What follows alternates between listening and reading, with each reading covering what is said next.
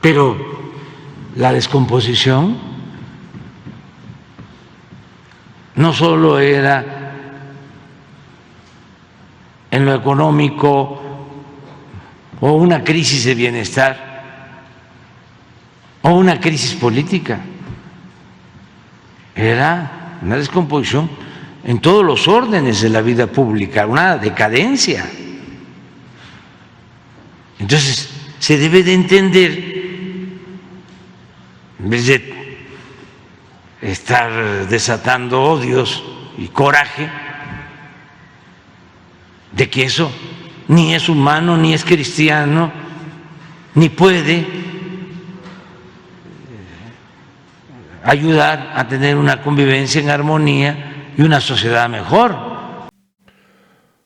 Amigos y amigas, vamos a ir a la conferencia porque hoy el presidente López Obrador habla de la iniciativa de la diputada de Morena que quiere restringir a la Suprema Corte, evitando que esta autoridad invalide normas. La iniciativa de Morena plantea una reforma que ayude a prohibir la posibilidad de que invalide la Constitución por la Suprema Corte de Justicia de la Nación. Y es que, amigos y amigas, la Suprema Corte de la Justicia saca resoluciones que están encima de la Constitución. Leyes que han sacado o que han emanado de la Cámara de Diputados, la Suprema Corte las invalida. Vamos a escuchar qué dijo el presidente sobre esto. Buenos días, señor presidente, secretaria, secretarios. Carlos Montesinos, de Reporte Índigo. Primero preguntarle respecto a esta iniciativa que se presentó del Grupo Parlamentario de Morena para limitar las facultades de la Suprema Corte, para que no pueda anular leyes o interpretarlas. Usted en las semanas anteriores manifestó su punto de vista respecto a estas posturas que había tenido la Corte en el tema del Código Penal Federal, pero también había hablado de no hacer una reforma al respecto. Si nos pudiera dar un posicionamiento, por favor. Mire, nosotros no estamos promoviendo ninguna iniciativa con ese propósito. Seguramente lo están haciendo en el Poder Legislativo, porque también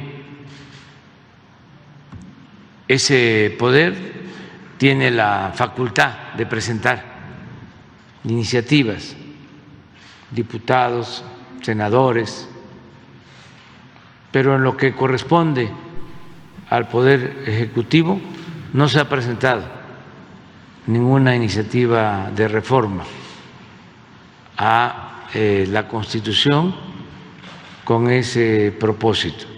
Ya hemos explicado en otras ocasiones de cómo consideramos debemos de mantener un auténtico Estado de Derecho, que no existía, porque eso también suele olvidarse. Era un estado de chueco lo que había.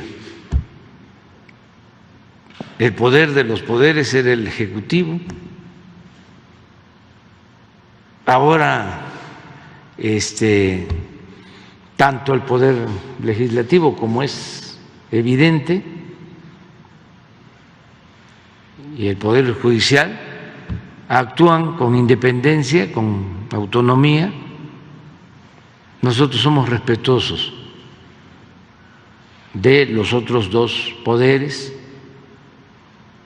y no se actúa por consigna, no se dan órdenes. El presidente no es como antes o como actuaba el presidente en otros tiempos.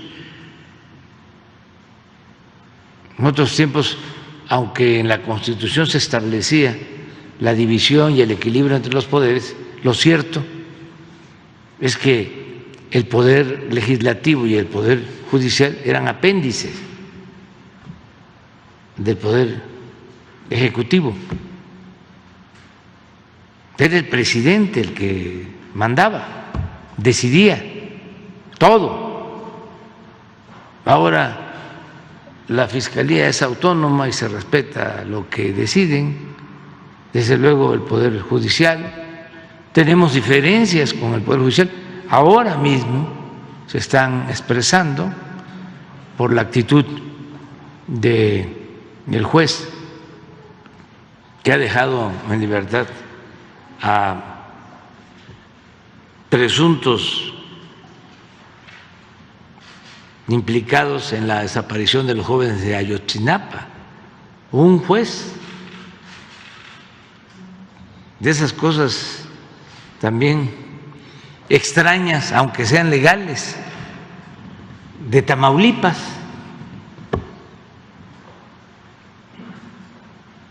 Y vamos a presentar, porque sí podemos hacerlo, pues una queja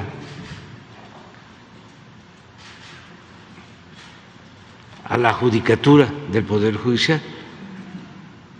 Eso lo hacemos. Pero en este caso, una iniciativa para restarle facultades al Poder Judicial no se está promoviendo por el Ejecutivo. Para que quede claro. Entonces, ¿no cuenta con su respaldo? ¿No cuenta con su respaldo en caso de que siga avanzando? ¿Qué pasó? Son decisiones que toman los legisladores. Nada más para aclarar eso. Pero no es una iniciativa propuesta por el Ejecutivo. Pues pienso que no estamos en condiciones como para llevar a cabo ninguna reforma que tenga que ver con el Poder Judicial. Me refiero a una reforma constitucional. La política es tiempo, o entre otras cosas. Yo les he comentado que cuando tomé el cargo, cuando por mandato popular la gente decidió que yo me desempeñara como presidente, entrando, me planteé, a sabiendas de que no andaban bien las cosas, desde luego en el Poder Ejecutivo, pero también en el Poder Legislativo y en el Poder Judicial. Pruebas en el Legislativo se habían establecido como mecanismos de control y de manipulación los llamados moches. No estoy inventando nada. Al grado que para reformar la Constitución sobornaban a diputados y a senadores. En el Poder Judicial, ya hemos hablado, problemas con jueces, con magistrados, con ministros vinculados con actos de corrupción.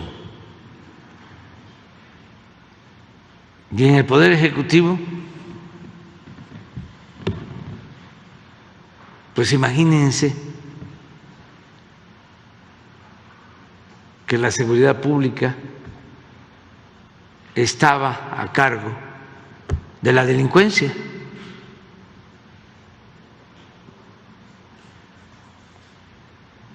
Y estaba en alza la venta, la entrega, el remate de los bienes del pueblo y de la nación a particulares, allegados a los políticos. O sea, una descomposición completa, la decadencia. Entonces, había que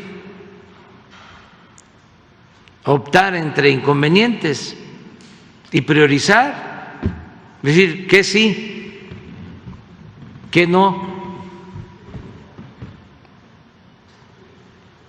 o que sí vamos a poder, que cale hondo, que transforme.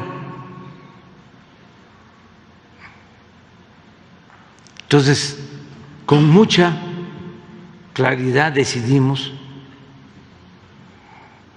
de que íbamos a enfocar toda nuestra atención, todo nuestro esfuerzo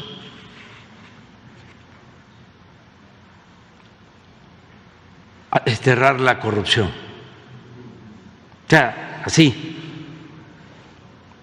como el tema principal de la agenda. ¿Se acuerdan que en el periodo neoliberal había una agenda de las llamadas reformas estructurales? Pues no existía el combate a la corrupción en esa agenda. Y en la nuestra, el principal tema es el combate a la corrupción.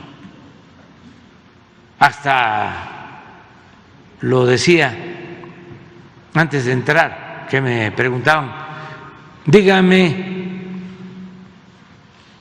cuál es su plan, su programa, pero expréselo rápido, usted que ni siquiera habla de corrido, y dígalo en 2 segundos, en lo que dura parado en un solo pie, decía yo, acabar con la corrupción.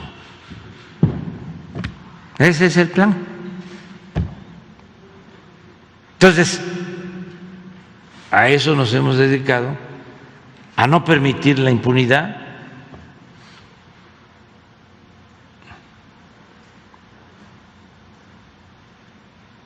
Y en el caso del Poder Judicial, pues se pudo en su momento presentar una iniciativa de reforma y optamos por no hacerlo, pensando que si se proponían como ministros mujeres, hombres rectos, íntegros, incorruptibles,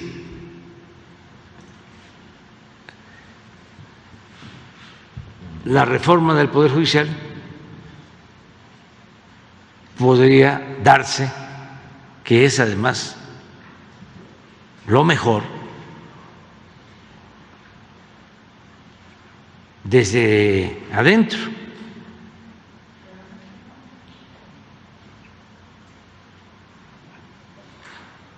Y sí se ha ido avanzando, pero falta, como falta también en el Poder Ejecutivo, en el Poder Legislativo, porque es un proceso. Estaba muy arraigada la corrupción.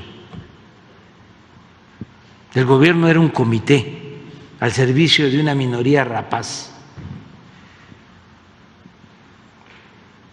Era el gobierno de la corrupción, el gobierno del saqueo, el gobierno del autoritarismo. del gobierno de la injusticia. Eso es lo que prevaleció durante 36 años, el gobierno del saqueo.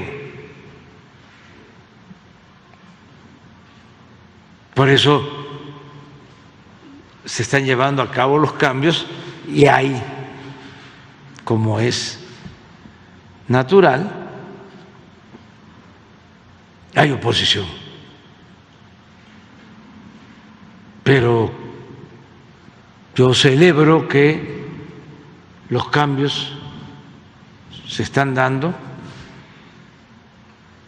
a pesar de los cuestionamientos, ataques de la oposición que no han superado, no han rebasado lo permitido. Son insultos, en el caso extremo, ¿no? Amenazas, pero no ha pasado a mayores. Hay quienes están muy enojados, pero se les va pasando y algunos se van convenciendo. Solo los que son muy ambiciosos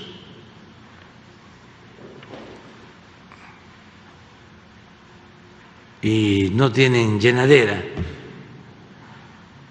y que quisieran seguir manteniendo los privilegios,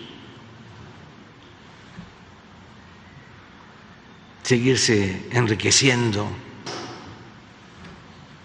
dominados por la avaricia y también por el poder, porque se sentían superiores, se sentían los dueños de México. Y les molesta mucho que ahora los protagonistas principales de esta historia sean todos los mexicanos y que los dueños de México sean los mexicanos, mujeres, hombres, de todas las clases sociales, de todas las culturas, de todas las religiones, ricos o pobres, y que el gobierno esté al servicio de todos, no al servicio solo de una minoría, porque tienen más dinero, porque tienen más títulos académicos, porque se sienten de sangre azul, porque se creen merecerlo todo.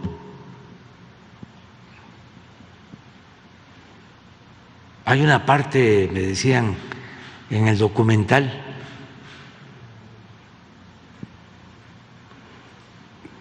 de Florence, alguien que lo vio, porque yo no he tenido oportunidad de verlo. Además, como dicen que horroriza porque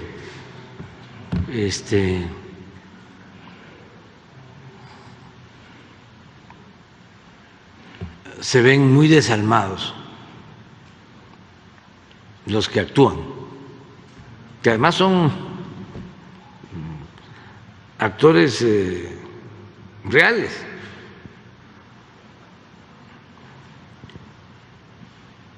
Y queda la impresión de que estábamos en manos de delincuentes.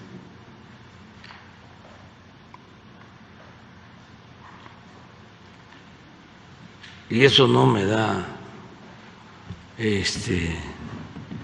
muchas ganas para verlo, pero alguien me dijo que hay 2 o 3 cosas, ¿no?, claves, pero me contó de una escena que no sé si sea cierta, en donde un policía le dice a la señora francesa: ¿cómo crees que yo a ti te iba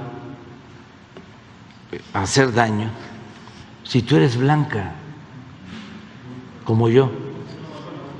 Margolis. Margolis. Ah, sí. Imagínense eso. Racismo, pero por encima de cualquier otra cosa. Es decir, si somos blancos, ¿cómo te voy a considerar a ti delincuente? ¿O te voy a dar trato de delincuente?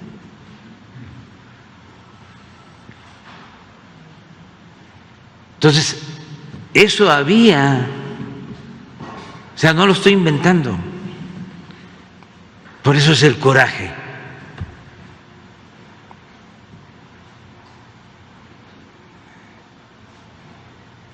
Pero bueno, pues se tiene que ir entendiendo de que eso estaba mal o está mal. No hay que ser racista. No existen las razas, existen culturas. Y nadie debe sentirse superior.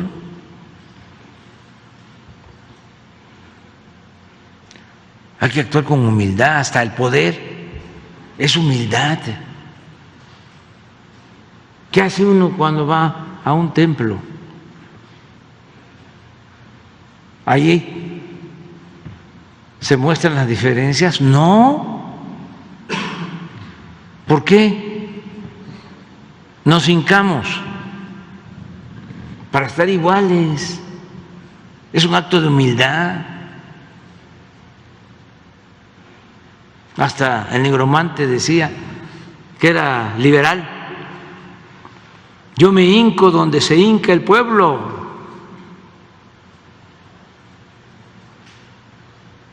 Pero la descomposición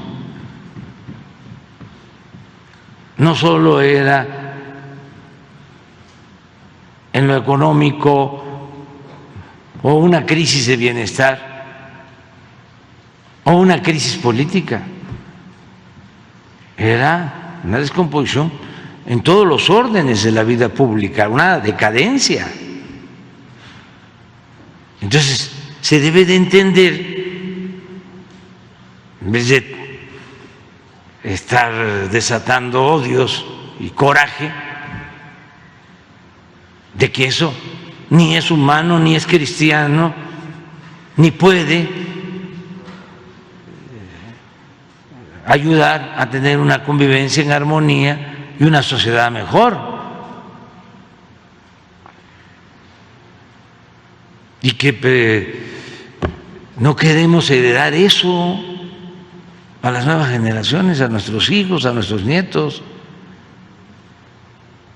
Entonces es un poco mi reflexión, que los legisladores resuelvan en libertad sobre esto. Sí, y también sobre el tema legislativo, señor.